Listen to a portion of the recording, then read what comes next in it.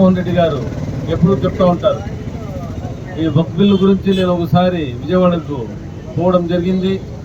ఆ రోజు సార్ వక్ఫ్ బిల్లుకు మీరు తప్పకుండా సపోర్ట్ చేయాలి, ముస్లింలకు అండగా ఉండాలి, వక్ఫ్ బోర్డు ఈ సవరణ బిల్లు ఏందనే దాని గురించి చాలాసేపు మాట్లాడడం జరిగింది.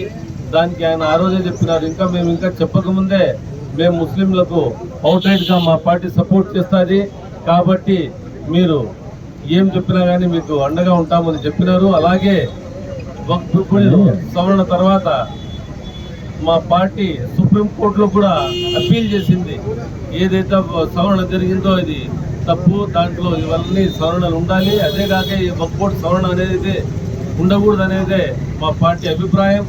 కాబట్టి వైఎస్ఆర్సీపీ పార్టీ ముస్లింలకు ప్రతి సమయంలోనూ ముందు నుంచి సపోర్ట్గా ఉంది. ఇప్పుడు కూడా రానున్న రోజుల్లో వక్ఫ్ బిల్లే కాదు ప్రతి ఒక్క దాంట్లో కూడా సపోర్ట్గా ఉంటుందని నేను వైఎస్ఆర్సీపీ పార్టీ తరఫున చెప్పుకుంటూ, మేము కానీ కదిర్లో త్వరలోనే పెద్ద ర్యాలీ చేస్తున్నాం. అక్కడ కూడా నిరాహార దీక్ష అవసరం పడితే నిరాహార దీక్ష కూడా మేము చేస్తామని. ఎందుకంటే వక్ఫ్ బోర్డు బిల్లుకు ఇర్రెస్పెక్టివ్ ఆఫ్ పార్టీ ప్రతి ముస్లిం సోదరుడు ప్రతి పౌరుడు దీనికి ముందుకొచ్చి ఈ సవరణ పేరుతో ఏదైతే వీళ్ళు ధోకా చేస్తున్నారో దాదాపు 8,75,000 కోట్ల రూపాయలు ఉండే భూములు కాజేయాలని, అదేగాక లిటిగేషన్లో వేసేసి ముస్లింలకు దక్కకుండా చేయాలనే ఏదైతే దురుద్దేశంతో ఈ సవరణ పేరుతో వక్ఫ్ బిల్లు ప్రవేశపెట్టి పాస్ చేసినారో దానికి టీడీపీ పార్టీ, జనసేన, బీజేపీ పార్టీలు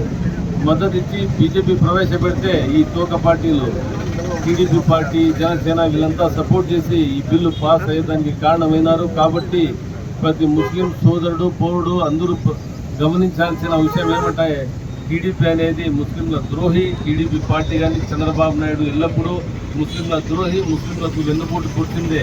ఎలక్షన్ అప్పుడు మైనారిటీస్ అంటారు, ఎలక్షన్ల తర్వాత ఆ మాట మర్చిపోతారు. ఎప్పుడు నిలబడింది వైఎస్ఆర్సీపీ పార్టీ. వైఎస్ఆర్సీపీలో ఉండే నాయకులు ప్రత్యేకంగా ధర్మవరంలో మీరంతా చూసినారు.